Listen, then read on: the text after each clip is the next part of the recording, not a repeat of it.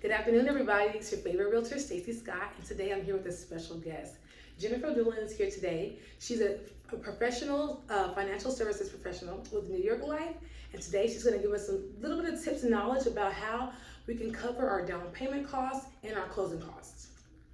Absolutely. Thanks for having me in Oh, today, anytime. Stacey. Thank you for coming. So I know we had talked a little bit about some different things and some different ways that your clients can come up with their down payment costs. And the first thing we want to talk about is how they can access some of their retirement accounts. Yes.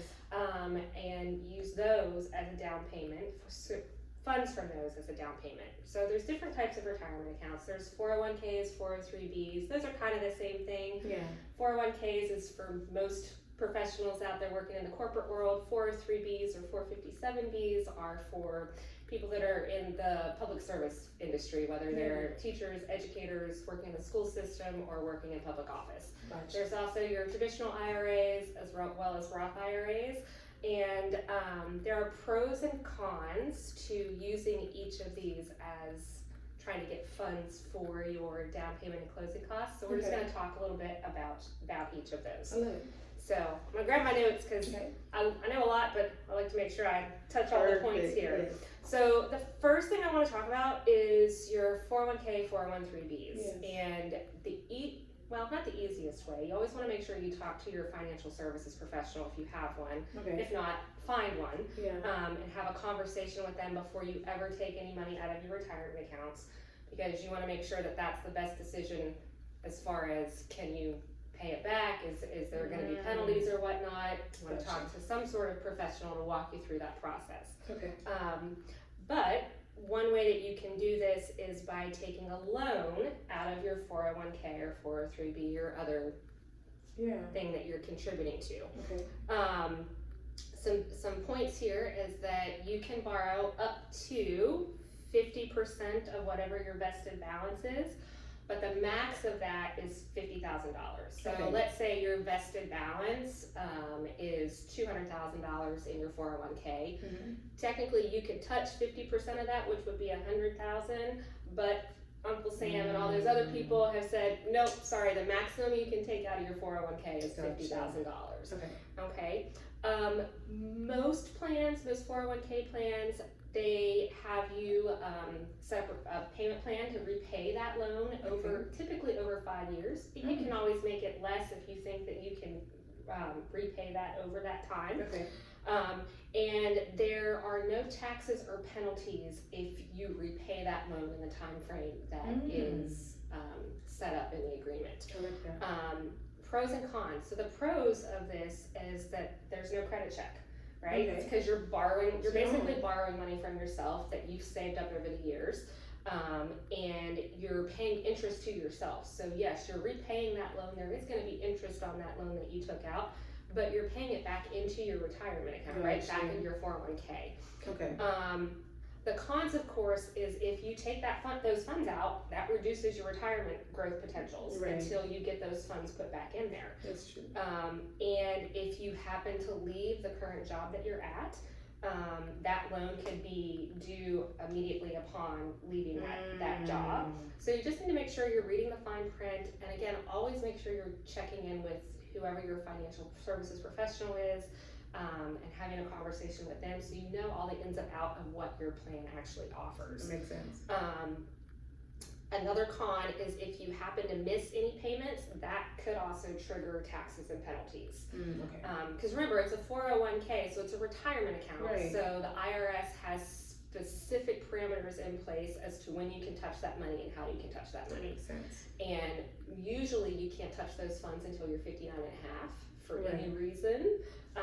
But the IRS has said, look, we know people are trying to buy homes, they're saving up this money, we want to be able to access these funds if possible. Okay, so that's one option. Second option is what we call a hardship withdrawal. This is also applying to your 401k, 403bs.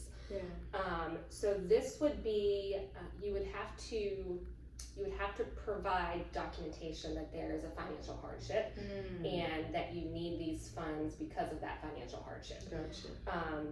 It's a permanent withdrawal. There's no paying it back. However, There is a 10% penalty if Okay. you're under 59.5. Right. And of course, it shrinks your retirement savings, right? Because you're also not ever paying it back, right? Because Right. it's just a withdrawal. Gotcha. So it's permanently reducing what you have in your retirement plan. Okay. And there are different limits based on the plan rules. So there may be some plans that say, no, we don't offer hardship withdrawals at all. Okay. So it would specifically be based on what your employer has. Okay, I see. But one of the pros to that is that there's no payback, right? You're not paying it back. There's no repayment required. That's true. Yeah. And then we can also look at a traditional IRA. So say you are self-employed and you've opened your own IRA, or even if you have a second job and you've opened a second IRA, or for whatever reason, you can withdraw up to $10,000 penalty-free for purchasing a home, for purchasing your first home. It's still taxed as income, so you would still have to pay taxes based on whatever tax bracket you fall into on that $10,000. But there's no penalty for withdrawing that amount. But that is only if you are a first-time buyer. Gotcha. So if it's second, third, whatever home, if you sold your first home and are purchasing a second home, you can't use it for that. It's just for first-time buyers.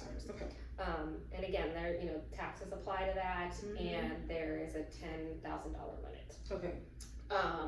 With a Roth IRA, it's a little bit different, right? Because these are, when you're contributing to a Roth IRA, those are funds that you're contributing after taxes. So it has a little bit of a different wiggle room, but a lot of the same rules apply as with a traditional IRA. Okay, so you can withdraw contributions that you've made. You can withdraw those anytime, tax and penalty free, up to $10,000 if you've had the account open for 5 years.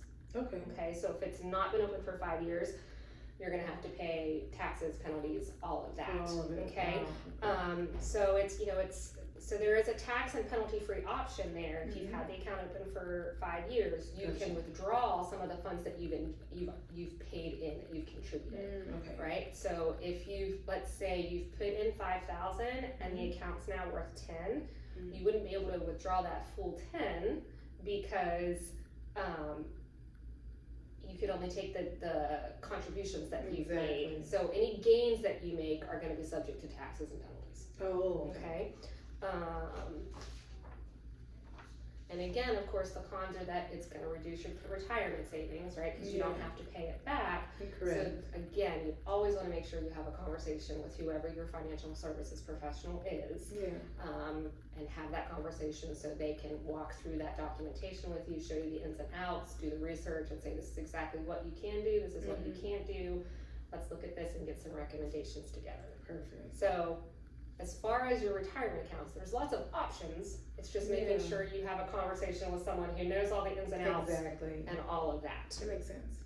That's good stuff. Any questions about any of that? You laid it out pretty good. There's a lot of options from borrowing to withdrawing, capital gains, different limitations on things, as well as different limitations, different penalties, but also being able to pay back within that time period. So those are good tips and good information to chew on. Okay.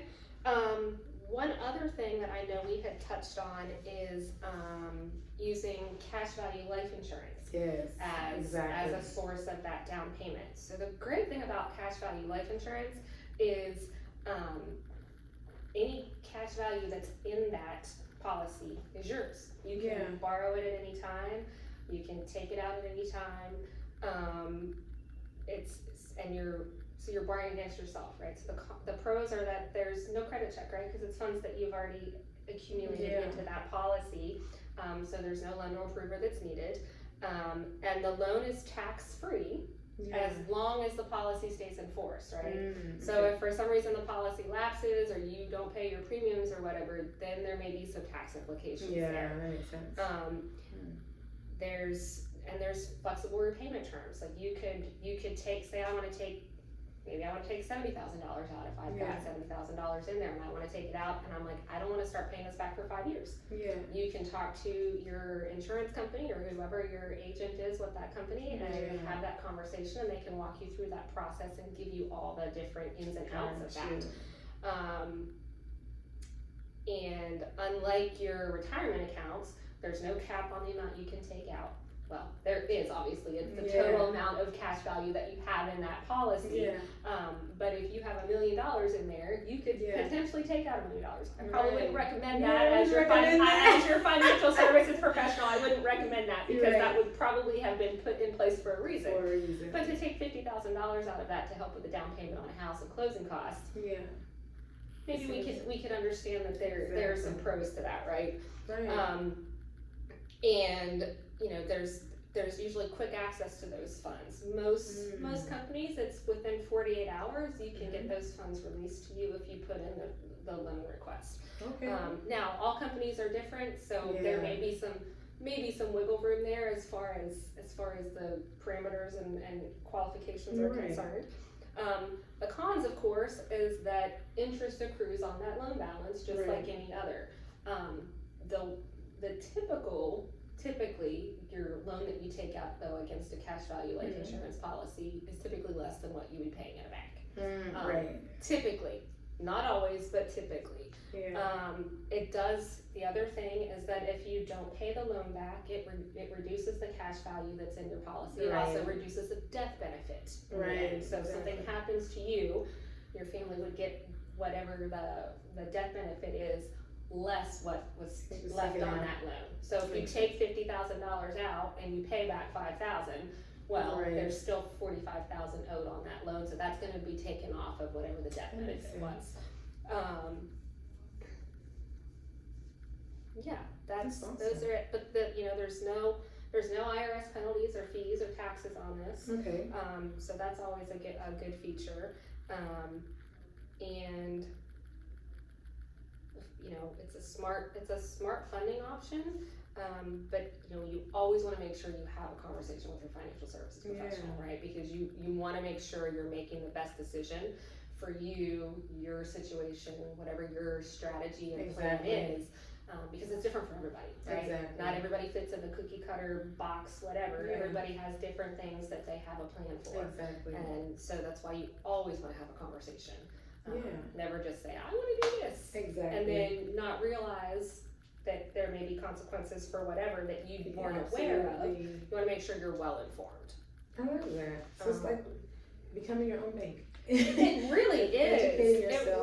It really is. Yeah, it's like becoming your own bank and making sure you have a financial services professional that really wants to sit down and have a conversation with you and make sure that you understand everything that is in place and that is in play. Exactly.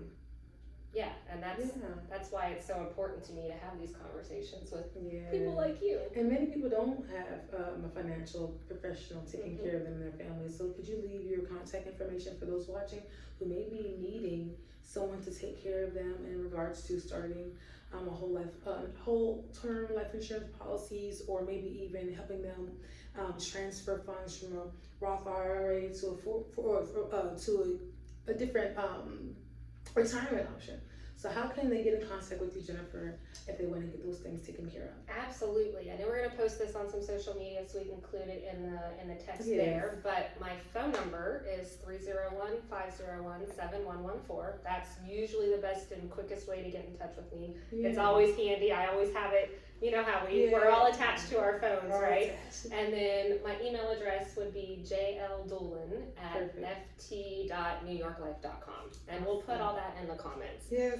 Thank you guys for watching. Any last minute thoughts, Jennifer? No, I think that's it. The one thing that I would say is, I would really reiterate, everybody's situation is different. It's different. Right? So it's not a cookie cutter solution or strategy or One size plan, fits all right? One type of size plan. fits all for everyone. You wanna make sure that you're meeting with someone who really wants to get to know you and Yeah. your needs and your dynamic situation, so that way you can come up with a strategy and a plan together. Absolutely. So yeah, feel free to reach out to me, or if you already have someone, reach out to them and have these conversations. Yes. And I'm happy to help anybody in any way, shape, or form. It's, you know, it's not about perfection in your plan, it's about progress. I'm a former Absolutely. teacher, and that's what I would always tell my students. It's not Yes. about perfection, it's about progress and learning and growing. And even if you start small, no amount is too small to start. Exactly. Just start somewhere. Yeah. Ask the right questions, get the right team, and just know that you can accomplish your goal with the right team, with the right education, with the right knowledge. You can accomplish your goal, and home ownership isn't out of touch for you. So thank you guys for tuning in today. If you have any questions, drop it in the chat below, and we look forward to helping and serving you guys. Take care. Thanks, guys. Bye.